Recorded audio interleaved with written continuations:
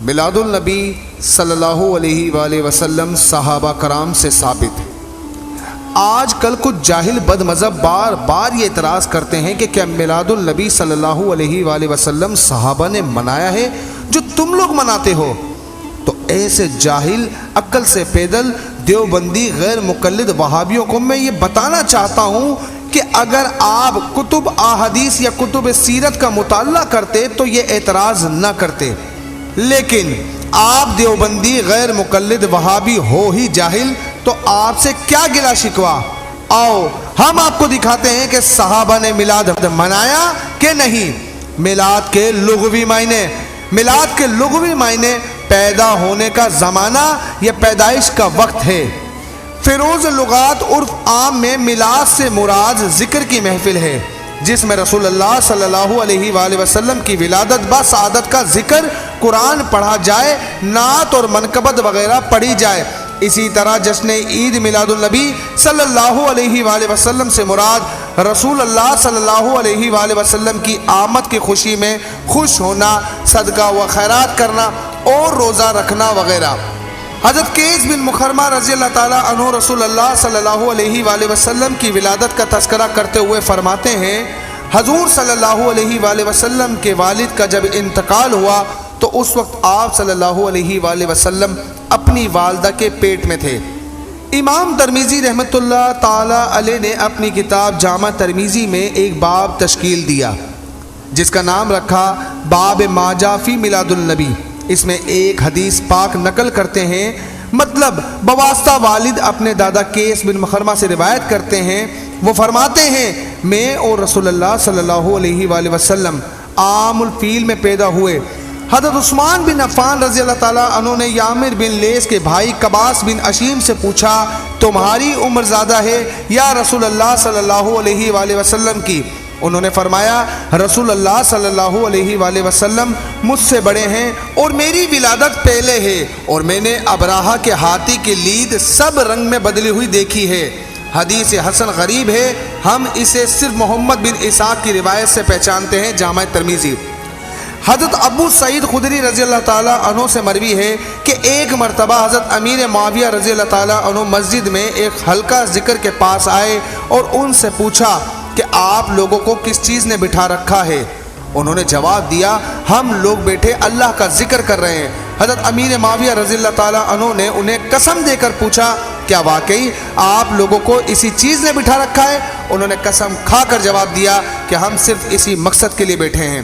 حضرت امیر معاویہ رضی اللہ تعالیٰ عنہ نے فرمایا، میں نے آپ لوگوں کو قسم کھانے پر اس لیے مجبور نہیں کیا کہ میں آپ کو جھوٹا سمجھتا ہوں، مجھ سے زیادہ کم احادیث نبویہ بیان کرنے والا کوئی نہ ہوگا۔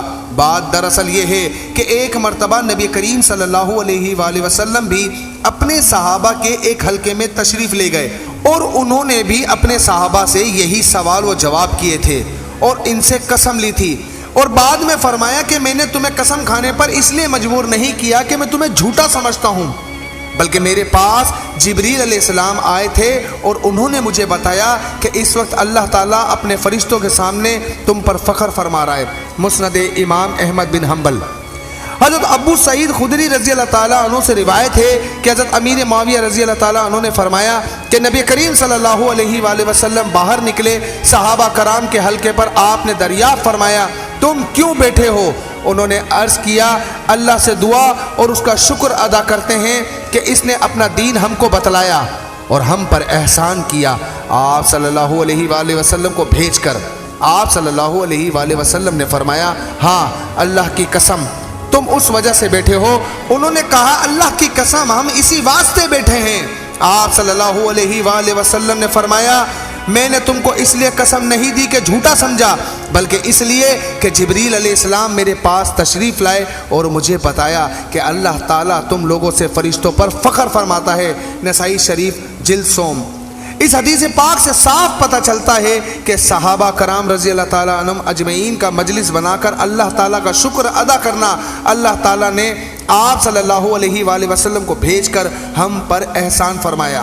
اگر صحابہ کرام کا حلقہ مجلس میں ایسا کہنا بدعت نہیں تو اہل سنت کا حلقہ مجلس کا انعقاد کر کے ایسا کہنا کیوں بدعت ہے؟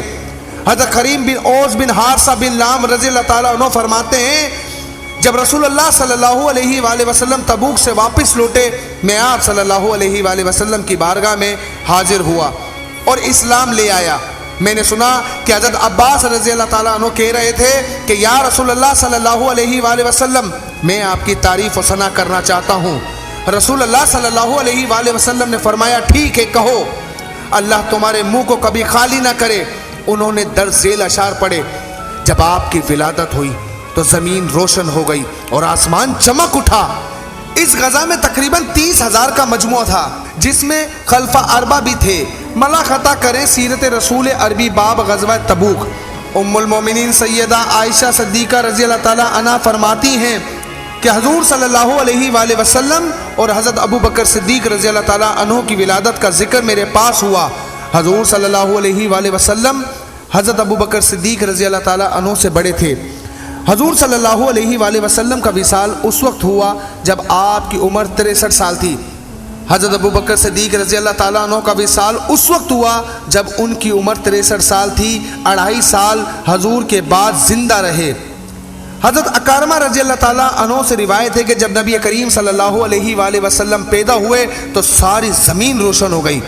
اب ہم 3 حوالے دیوبندی کتاب سے پیش کرنے لگے ہیں، یاد رہے صرف کتاب دیوبندیوں کی ہے اور بعض صحابہ کی۔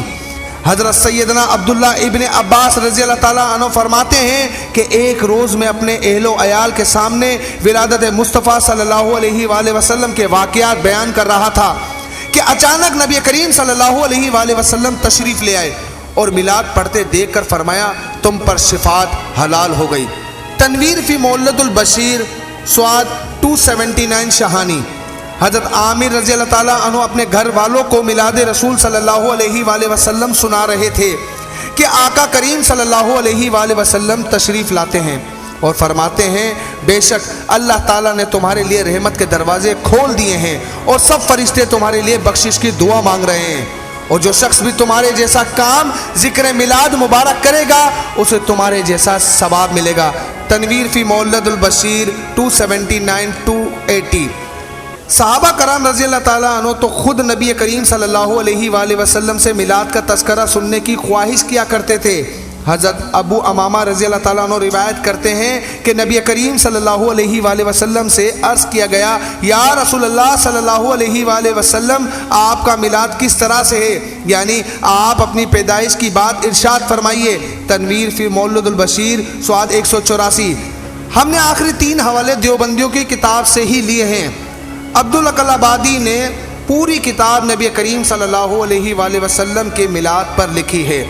تو دوستو جو لوگ میلاد پر اعتراض کرتے ہیں وہ تھوڑا نہیں پورا ضرور سوچے گا، کیوں نہ ملائیں مناد، کیونکہ جب آپ کے گھروں میں پیدائش بچے کی ہو تو آپ خوشیاں مناتے ہیں۔